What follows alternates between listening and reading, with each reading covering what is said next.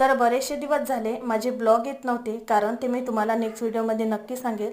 पण त्याआधी ज्यांनी कोणी चॅनलला सबस्क्राईब केलेलं नसेल त्यांनी सबस्क्राईब करून घ्या. आणि थँक्यू, माझे आहेत ना 100 सबस्क्रायबर पूर्ण झालेले आहेत आणि त्यानंतरच मी हा व्हिडिओ टाकलेला आहे. तर चला इलोऱ्यात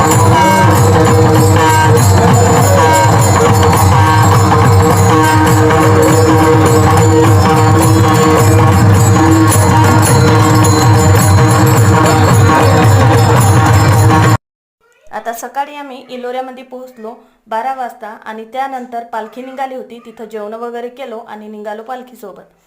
आता हे जे पालखीचा सोहळा दिसत आहे ना, हे इथचे आमच्या इथले लोक नसून आजूबाजूचे जे लोक आहेत ना ते सर्व आमच्या इथं जमा झाले होते आणि त्यांनी आमच्या इथं फुगड्या वगैरे पावल्या केल्या. त्यानंतर आम्हीही फुगड्या पावल्या केल्या.